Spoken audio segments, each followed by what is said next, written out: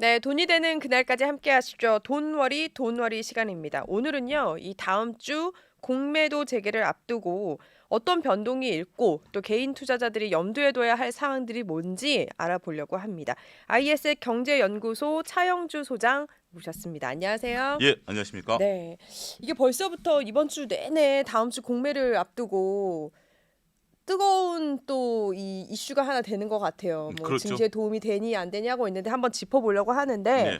자, 다음 주 월요일이에요. 그러니까 전면 금지가 된 거는 1년 5개월 만에 이제 재개가 되는 거더라고요. 시장에서는 또 뭐 변동성이 클 거다.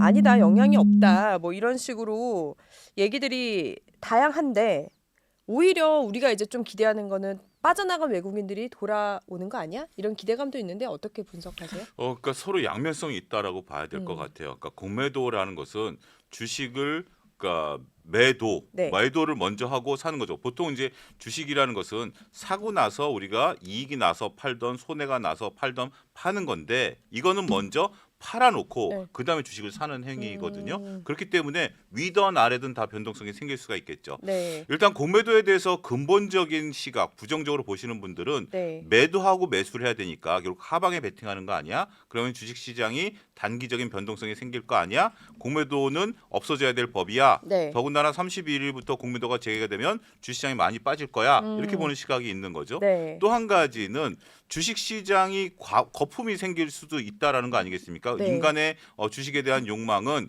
한없이 올라갈 것 같지만 그런 것들이 거품을 만들어내니까 그 네. 거품을 없애는 역할을 공매도가 한다라는 또 음. 긍정적인 부분들이 있고요. 네. 또 한 가지 외국인들 입장에서 보면 네이키드 매매 그러니까 한 방향 사든지 팔든지 한 방향으로 들어오는 게 아니라 음. 사고 팔고의 균형을 맞춰서 들어오거든요. 그 그렇죠. 균형을 맞춘다라는 것은 주식을 매수하고 공매도를 친다라는 거죠. 이런 개념으로 정립이 되어야만 네. 외국인들이 들어올 수 있는데 음. 우리가 이제 공매도가 멈춘 이후에 2024년 동안에 외국인들 자금이 계속해서 주식을 팔기만 했어요. 네. 그러니까 돈이 빠져나간 것은 논외로 친다 하더라도 네. 주식을 팔기만 했어요. 음. 그것은 뭐냐? 과거에 구축해 놓은 것들을 상환하는 것 외에 신규로 매수를 안 했다라는 거죠. 네. 이게 역사적으로 2024년에 음. 삼성전자에 대한 외국인들의 순매도가 1년 내내 잡힌 것은 제가 알기로는 유일합니다. 보통 아무리 삼성전자의 펀드멘탈이 나쁘다 하더라도 네. 이렇게 외국인들이 한 방향으로 포지션을 구축한 건 처음이거든요. 그렇죠. 그것은 공매도가 안 됐기 때문에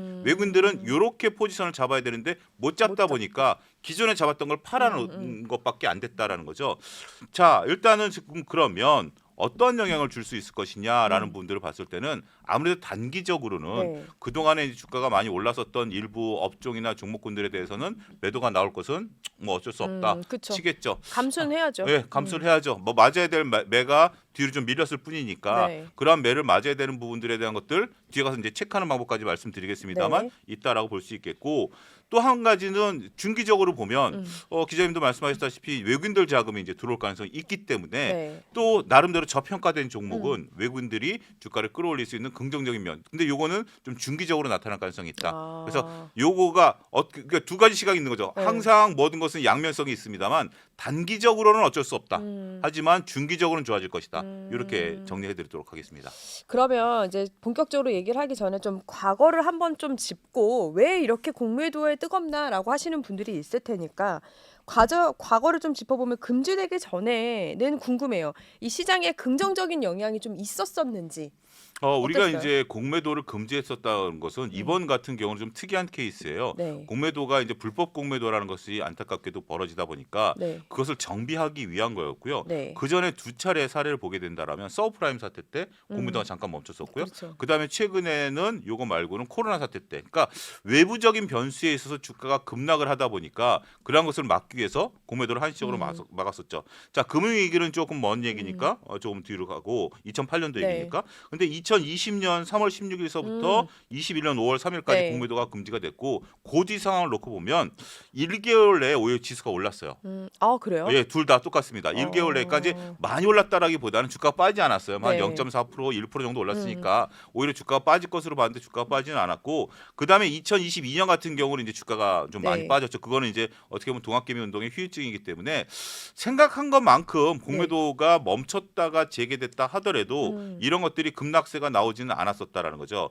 자, 2021년 5월 같은 경우는 우리가 상대적으로 주식시장이 좀 빠졌었을 때요. 그러니까 네. 동학개미 운동이 2020년에 들어와서 네. 2021년 초반부터 우리나라 지수가 빠지고 미국 지수는 그 이후부터 빠진 거죠. 음. 자, 국내 증시 같은 경우도 이미 선반영돼서 일부 종목들이 빠진 것들이 좀 있어요. 그러니까 네. 거론되는 업종, 제가 특정 종목을 거론하기엔 좀 요 부분만은 거론을 안 할게요. 뒤에 가서 거론하더라도 불편한 부분, 그러니까 왜냐하면 갖고 계신 분들 입장에서는 네. 괜히 오해를 살 수 있으니까. 근데 다 아실 거예요. 그런 부분들도 지금은 조금 조정을 좀 많이 받아 있는 상태이기 때문에 네. 여기서 추가적으로 공매도가 더 나올까? 음. 믿을 수 있는 건 실적이기 때문에 실적이 있다라면 결국 공매도는 쉽게 못 들어옵니다. 음. 공매도를 치는 입장에서 저는 네. 이제 선물을 매도를 쳐본 경험이 있는데 네. 공매도를 개인이 하기 어려우니까 하기 어려운데 그쵸. 매도를 치면 음. 편안하지 않고 불편해요. 우리가 그래요? 익숙한 건 뭐죠? 사서 이익이 그쵸. 나서 파는 거잖아요. 음. 반대로 하는 건 불편해요. 그리고 이론적으로 공매도를 치는 분들의 이론적인 손해는 무한대예요. 무한대. 그러니까 왜냐하면 삼성전자를 사서 내가 삼성전자가 부도가 났다. 그러면 약 6만 원 정도 돈이 날아가는 거잖아. 네, 그렇죠. 근데 삼성전자가 600만 원, 6천만 원, 6억이 돼버려요. 그러면 공매도를 친 사람은 그걸 상환해야 되니까 그렇죠. 무한대가 되기 때문에 주가가 조금만 반등을 줘도 공매도를 치면 심장이 떨려요. 위험한 요소가 굉장히 당연히 있네요. 네. 공매도라 그래서 당연히 하방에 베팅하는 게 아니라 그래서 우리가 쇼커버링이 나올 때 네. 주가가 무섭게 올라가는 이유가 그때는 너나 할 것 없이 한정된 그렇네요. 주식을 살려고 달려들기 때문에 네. 그런 부분들이 있기 때문에 공매도가 무조건 이긴다. 요거는 조금 어폐가 있다 이렇게 정리하겠습니다. 이게 사실 말씀하신 것처럼 그동안 참 논란도 많고 관심도 많았는데 시스템적으로도 사실 큰 논란들이 많았었거든요. 그렇죠. 과거에는. 예. 그래서 이제 월요일부터 시작이 됐을 때는 보완을 좀 재개를 해가지고 재개를 한다는 건데 보니까 최초로 전자화를 한다고 하더라고요. 이게 어떤 거예요? 조금 어떻게 보면 저같이 이제 증권사 출신이고 주식시장 오래 있었던 부분들을 보면 조금 헛웃음이 나오는 거죠. 그래요? 왜 이것을 못했을까? 왜냐면 이번에 지난주였을 것 네. 같은데 이복현 금감원장이 직접 시연도 했잖아요. 시연도 했잖아요. 네. 근데 어떤 거예요? 우리가 지금 주식 매매를 다 전산으로 하잖아요. 그래서 실시간 지금 미국 주식도 전산으로 바라보고 그렇죠. 있는데 공매도 자체가 그동안 체크가 안 됐었다. 그 부분이 저는 조금 이해가 안 되는 근데 저도 부분이에요. 사실 그동안 안 됐었구나. 이 그러니까 생각을 그게 했어요. 이해가 안 되는 게 네. 그러니까 그러려면 공매도에 대한 또 다른 한 측면을 보셔야 될 것 같아요. 공매도는 우리나라 공매도와 미국의 공매도의 차이점이 잠깐 있습니다. 네. 미국은 주식이 하나도 없어도 공매도가 가능해요. 그래요? 예, 미국은 그런데 우리는 주식이 있는 경우에만 공매도가 가능해요. 네. 근데 내가 삼성전자를 갖고 있는데 공매도를 칠 수는 없으니까 삼성전자를 빌려오는 거죠. 이거를 대차 거래라고 대차 합니다. 거래, 예, 네. 빌려오는 대차 거래인데 지금 이제 전산으로 이 대차 거래 시스템을 투명하게 들여다보겠다라는 거예요. 그러니까 이 시스템이 들어오게 된 계기가 네. 과거에 이 대차 거래 없이 주식을 무조건 매도했었던 경우가 있어요. 이게 불법 공매도였고요. 그다음에 우리가 이제 뭐 갖고 있는 수량이 예를 들어서 1000주인데 10,000주를 때렸다라든지 네. 매도를 했다라는 이런 경우가 있었죠. 그러니까 그런 것들을 전산으로 잡아내겠다라는 거야. 그게 우리나라의 어떤 제도. 그러니까 외국 입장에서 보면 뭐 외국에서 그냥 간 넘어온 펀드 매니저 입장에서는 미국식으로 하다 보면 우리는 불법으로 그동안 걸렸었던 것들이 또 일부 있었을 수도 네, 있죠. 네, 그쵸.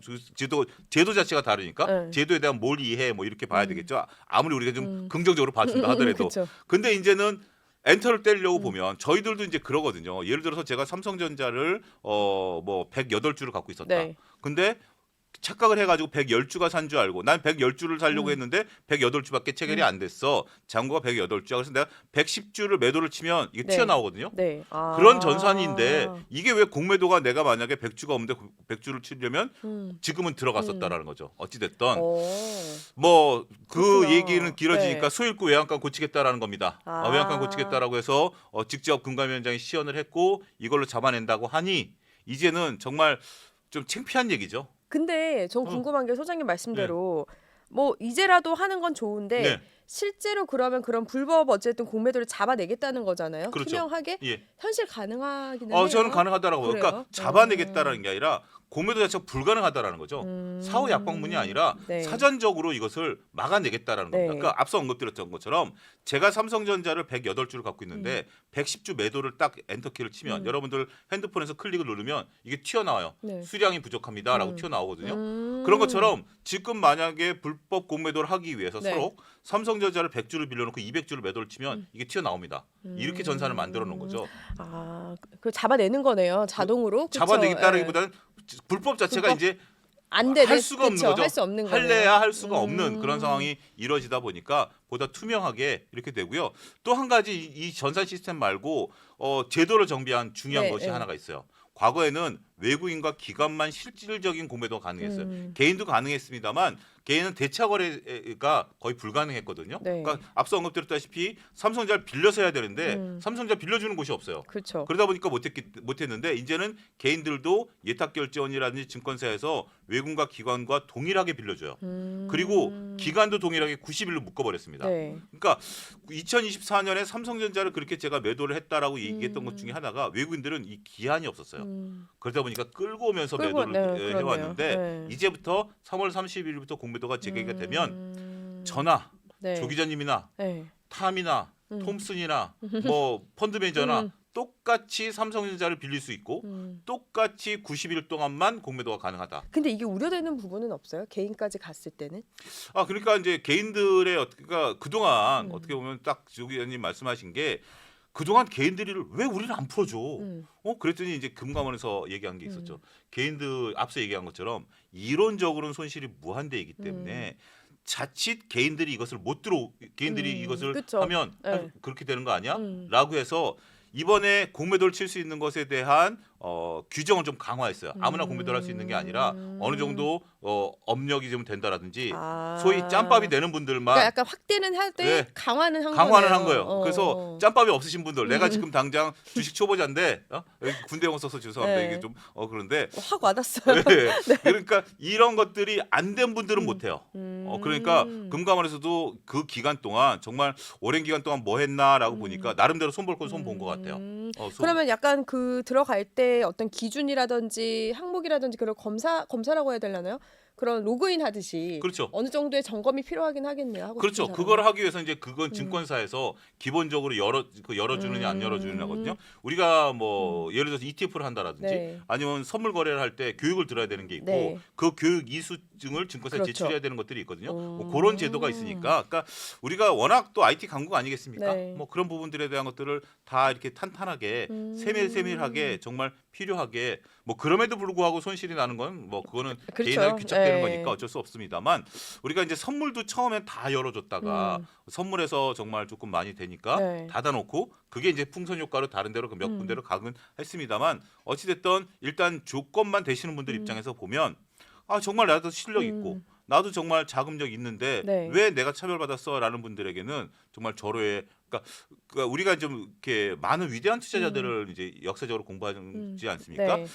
그런 분들 중에 이제 일부 우리가 이제 그 우리나라 국내 저작 번역된 네. 책들을 보게 된다라면 공매도를 이용해서 수익을 내신 분들도 있어요. 그쵸. 그런 네. 방법들을 통해서 우리가 충분히 수익을 낼 수도 있는 거기 때문에 그런 것들을 우리가 우리가 지금 잘 아는 제시 리버모어라는 투자자들 네. 많은 분들이 알잖아요. 네. 그분이 돈을 번 게 공매도를 통해서 돈을 번 거예요. 유명하죠. 네, 공매도를 통해서 돈을 벌었다라는 부분들도 우리가 좀 참고를 하실 필요가 있지 않겠는가 말씀드리겠습니다. 참 금융당국이 깊은 고민을 했었겠다라는 생각이 드는데 투자자 입장에서 한번 볼게요. 그러면은 이제 개인 투자가 대차 거래 된다고 하셨으니까 재개가 되면 투자 방식 아니면 전략 그리고 또 체크해야 될 부분도 분명히 있을 것 같거든요. 그 투자자 입장에서 한번 설명 좀 해주세요. 네, 투자 입장 설명을 한다라면 지금 이제 최근에 네. 아무래도 이제 동학개미 운동 이후에 신규로 주식시장에 들어오신 분들이 상당히 순차적으로 많아요. 그럼요. 그때도 이제 네. 뭐 들어오셨고 지금 최근에도 또 많이 들어오시는 분들도 있거든요.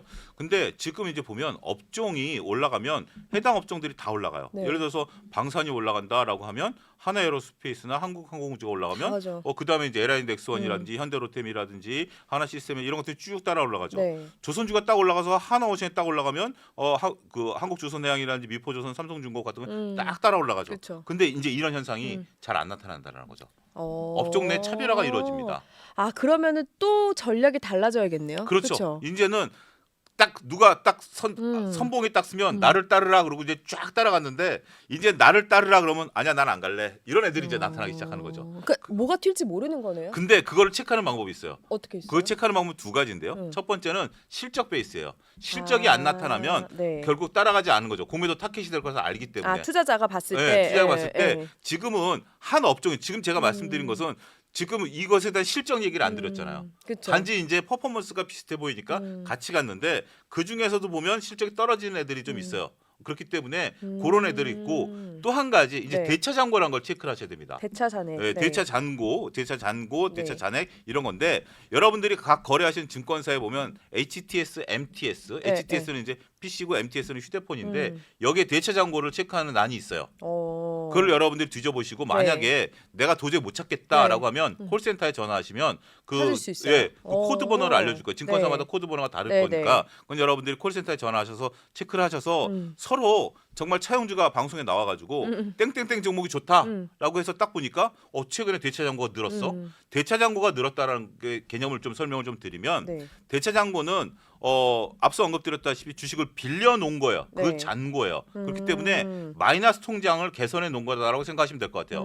그러면 예를 들어서 삼성전자하고 현대차가 있는데 네. 갑자기 현대차는 가만히 있는데 삼성전자의 대차 잔고가 늘어.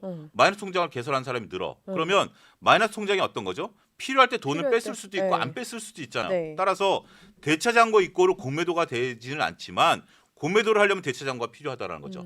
그러니까 대차 잔고 이꼬로 필요 충분 조건이 충분 조건이 된다라는 거를 여러분들이 이해를 하시면 그래서 이제 그런 것들을 체크들을 많이 하실 거예요. 네. 따라서 직근무처럼 나를 따르라라고 했을 때 자 따라갈까? 따라갈 때 일단 실적 보고 실적 나는 지금 재무제표를 몰라. 실적 몰라. 그러면 최소한 대차 잔고라도 확인하셔서 대차 잔고가 많다? 그러면 얘는 좀 불안하네. 그러면 따르라고 한 놈, 앞선 놈을 살 것인가? 아니면 다른 업종을 볼 것인가? 이렇게 투자 방식 달라져야 돼요.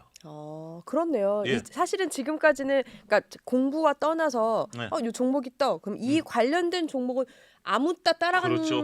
경우가 최근에는 많았잖아요. 많았죠. 동학개미 이후로는. 근데 이제는 좀 세세하게 더 봐야 되는 것도 있네요. 그렇죠. 그러니까 이제 투자자들께서 노력을 더 하셔야 돼요. 왜냐하면 그렇지 않고 이제 정말 쉬운 식으로 투자하는 것에 대한 시간은 점점 이제 탓할 데도 없네요, 이제. 탓할 때도 없어요. 원래 그동안 좀 탓할 때라도 있었는데. 근데 야 이거 봐라 대체 잔고 이렇게 많잖아. 네. 근데 이걸 왜 샀어?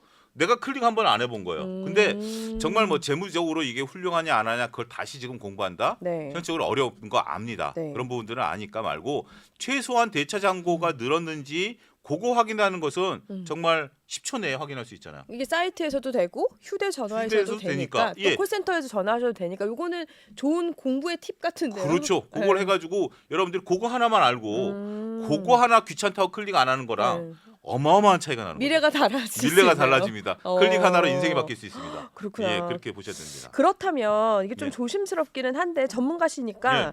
다음 주 월요일부터 공매도가 이제 재개가 된다면 이제 많이 나올 수 있는 종목들 뭐 큼직하게 추천해 주실 수 있으세요? 그러니까 이제 추천이라기보다는 이제 이런 부분들을 보셔야죠. 지금부터 이제 종목 얘기를 말씀을 좀 드릴 텐데 어차피 이제 대차 잔고의 기준으로 이제 말씀을 좀 드릴 네. 거예요. 그러니까 어떤 게 수혜를 볼 것이냐라고 봤을 때는 삼성전자와 현대차가 수혜를 볼 가능성이 있다라고 보는 거예요. 워낙 저평가돼 있고 네. 앞서 얘기했듯이 이 팔아놓고 사야 되니까 네. 롱숏 펀드라는 것으로 이제 들어와야 되면 삼성전자랑 현대차, 삼성전자가 오늘 또 이제 증권가에서 찌라시가 돈 게 그동안 삼성전자 끌어올려왔다 공매도 치면 좀 때릴 것이다 뭐 네. 이런 얘기도 있었습니다만 어찌됐든 현대차도 그렇고 두 가지에 대해서는 긍정적으로 보는데 그러면 어떤 종목이 공매도가 많으냐라고 보면 역시 시가총액이 많은 것들이 공매도 잔고 수량으로 볼 때는 많죠. 지금 3월 26일 기준으로 네. 그 대차 잔고가 65조 4천억이에요. 65조. 와, 네. 어마어마하게 많이 늘었죠. 이게 평상시 한 50조 정도 수준이었는데 생각보다 15조가 많은데? 더 늘었어요. 3월 달에 급격히 는 거예요. 이제 준비를 하고 이제 있는 거죠. 준비하는 거네요. 자, 이제 우리가 돈 쓸 때 있으면 마이너스 통장 개설해 놓죠. 마이너스 통장들이 지금 마구마구 개설되고 있는 게다가 거예요. 중간에 금융위원장이 한 번 더 강조를 하니까 그때 네. 준비를 해놨네요. 준비를 하고 있는 거예요. 외국인들과 기관들 같은 경우 월요일부터 바로 롱숏 펀드 들어와야 되니까 준비하고 있는 거예요. 그래서 그래서 일단 대차 잔고 기준으로 보면 네. 삼성전자가 가장 많아요. 삼성전자가 아무래도 뭐 삼성전자 마청이니까 시가총액도 크고 예. 마청이니까 그다음에 LG엔솔, 하이닉스 뭐 이런 것들은 시가총액 순이에요. 그런데 우리가 그 자체 시가총액 대비 대차 잔고가 많은 종목. 그러니까 차영주 몸무게와 우리 조 기자님 몸무게가 다르잖아요. 네. 근데 차영주가 몸무게가 많이 나가니까 당연히 대차 잔고가 많겠죠. 근데 실질적으로 보면 조 기자님 몸무게가 적지만 조 기자님 몸무게 속에서 대차 잔고가 많은 게 더 위험한 거죠. 그렇겠죠. 그렇죠. 똑같은 그렇겠죠. 그런 네. 거죠. 똑같은 만약에 1g이라도 차영주 몸무게에서 1g은 별거 아니에요. 그릇이 어쨌든 클 수 크니까. 있으니까. 근데 네. 조 기자님 몸무게에서 네. 1g은 상대적으로 큰 거죠. 그런 것을 보면 시가총액 기준으로 대체적으로 가장 많은 것은 에코프로비엠입니다. 그래요? 에코프로비엠이 생각 1등으로 못한 거네요. 2차전지. 그래서 1위서부터 5위까지가 네. 다 2차전지 종목입니다. 그래요? 예, 그러니까 어차피 1등이니까 제가 에코프로비엠만 네. 말씀드리고. 당연히 뭔가 반도체주 뭐 이럴 거라 생각했는데 또 근데 다른 지금 생각이네. 2차 전지에 대해서 그러니까. 좀 부정적인 시각들, 그러니까 조금 그런 것들이 좀 있는 것 같아요. 그러니까 제가 그런가 부정적인 봐요. 시각이라기보다는 그런 것들이 좀 있는 것 같아요. 그리고 또 한 가지 이제 말씀드릴 수 있는 것은 유한양행과 LCLB가 네. 그다음에 6, 7등을 하고 있습니다. 최근에 LCLB 뭐 여러 가지 얘기 있고요. 되게 생각 못한 종목들이 많네요. 그렇게 이제 투자들이 보고 있는 거고요. 8위가 한미반도체입니다. 그래요? 이건 3월 한미반도체. 26일 기준이에요. 네. 8위가 한미반도체고요. 그다음에 나머지들은 이제 특별한 업종을 따지기는 어려워요. 네. 여러 가지 종목들이 좀 있는 상태이기 때문에 아무튼 2차 전지 쪽으로 여전히 조금 이렇게 대차 잔고가 많이 있다. 근데 한 가지 대차 잔고 이꼬르 공매도는 아니다라는 점 네. 말씀드리고 현재 지금 주가가 오늘 다 빠졌어요. 그런 종목들이 금요일 날 기준으로 다 빠졌기 때문에 이 정도 빠진 상태에서 과연 들어올 수 있겠는가? 네. 요거는 조금 지켜보셔야 되지 않을까 싶습니다. 그러면은 사실 아까 말씀하셨지만 삼성전자도 대차 잔액이 많은 편인데 네. 이게 어쨌든 외국인 투심이라고 해야 되겠죠? 이런 네. 영향이 좀 공매도 재개와 연관에 있어서 좀 뭐 어떤 요소가 되려나요? 저는 오히려 긍정적인 요소, 그러니까 부정적인 요소도 당연히 있습니다만 긍정적인 요소도 있다라고 봐요. 그래요? 삼성전자 같은 경우는 네. 우리가 이제 한국을 대표하잖아요. 네. 만약에 탐이라는 애가 한국물을 사고 싶어, 코리아를 사고 싶어, 네. 그럼 뭘 사겠습니까? 삼성전자, LG엔솔, 하이닉스, 그렇죠. 현대차 같은 시총대로 살 거 아니겠습니까? 네. 우리가 미국을 사면 미국의 시총대로 사는 거잖아요. 네. 그러면 삼성전자를 살 수밖에 없겠죠. 그렇죠. 그렇기 때문에 저는 한국을 살려고 들어오는 물량은 분명히 있을 것이다. 물론 한국이 전국적으로 좀 정치적으로 불안정하고 그다음에 트럼프와의 관세 문제도 있긴 하겠습니다만 그렇다고 한국을 버려요? 버릴 수는 없죠. 버릴 수는 없잖아요. 네. 그렇게 된다면 그러니까 삼성전자가 갖고 있는 특징 중에 하나요. 자체적인 삼성전자도 있지만 형이니까 오히려 칭찬받을 때서 칭찬받고 혼날 때 더 혼나는 면도 있잖아요. 그런 면이 있기 때문에 삼성전자가 이번에는 좀 칭찬을 받지 않을까. 그래서 외국인 수급이 좀 들어오지 않을까. 그러면 저는 아까 그러고 말씀 싶어요. 주신 그 대차 잔액 순위를 보면은 네. 그게 이제 공매도 재개가 되면서 조금 기회가 될 수 있는 항목으로 생각해도 되는 걸까요? 요거는 조금 그거랑은 다르죠. 달라요? 예, 대체 어때요? 잔고가 많다라는, 그러니까 시가총액 대비 대체 잔고가 많다라는 이건 가능성이 있다는 거죠. 거고. 그건 예. 하방으로 배팅하겠다라는 것들이고. 그럼 좀 기회가 되는 종목은 뭐가 있어요? 그러니까 기회가 된 것을 찾기는 조금 어려워요. 어려워요. 좀 어려운데, 봐야 되죠. 열려야 근데 되는 거죠. 근데 시가총액 상위 종목들은 기회가 될 가능성이 있다. 오히려 오히려 그나마 긍정적으로 볼 수 있는 것은 그리고 만약에 공매도에 대해서 만약에 지금 이제 부정적인 부분들이 나왔다 하더라도 네. 긍정적인 실적이 나온다? 그럼 좀 달라질 수 있죠. 지금 긍정적인 실적으로 나오는 게 뭐다? 건설업종 같은 경우 긍정적인 실적 베이스가 좀 나오고 있는 부분들이 있고요. 네. 그다음에 일부 뭐 엔터나든지 뭐 이런 쪽들에 대해서도 긍정적인 시각들이 나오는 종목들이 좀 있거든요. 그러니까 결국 중요한 것은 종목별 차별화가 이루어질 것이다라는 점에 포커스를 맞추고 실적이 뒷받침되면 오히려 공매도 들어와도 과거 테슬라 공매도 쳤다가 한번 공매도 세력이 그쵸. 화들짝 놀란 경우 예, 있잖아요. 예. 그런 것처럼 실적이 뒷받침되면 과감하게 믿고 들어가는 것도 하나의 전략이 되겠다. 조금 더 말씀드립니다. 디테일하게 공부를 예. 해야겠다는 생각이 드는데 마지막으로 예. 음악을 깔아드려야 될 것 같은데 이 주말 동안 공매도 때문에 걱정하시는 분도 있고 기대하시는 분들도 있을 텐데 마지막으로 좀 팁? 조언? 해주실 게 있을까요? 일단은 뭐 긍정적으로 보시는 분들은 이제 아무래도 ETF 투자를 하셨거나 네. 아니면 지수를 투자하셨던 분들은 조금 한번 기대를 해볼 만하겠죠. 근데 음. 제가 말씀드리는 업종이나 종목을 갖고 계신 분들도 계실 거예요. 그렇죠. 그런 분들은 밤잠이 안 오실 수도 있겠죠. 그러면 자 이제 이 방송 보시고 주말에 방송 보시고 나서 과연 내가 이것을 어떻게 할 것인가에 대한 냉정한 고민을 한번 다시 생각해 보세요. 정말 네. 가슴에 손을 얹고 이 펀드멘탈을 믿어야 되느냐 아니면 여기서 내가 다른 걸 봐야 되느냐 그 판단을 시세를 보지 말고 미리 경우의 수를 따져놓고 행동을 하셔야 된다. 현실적인 조언 드리도록 하겠습니다. 자, 며칠 남지 않았는데 대차 잔액을 확인하고 네, 그 회사의 실적 베이스를 체크해야 되는 거. 그렇죠. 요거는 주말 동안 좀 공부 겸 해보면 예, 좋을 거라는 생각이 들었습니다. 차영주 소장 여기까지 이야기 나누겠습니다. 고맙습니다. 감사합니다.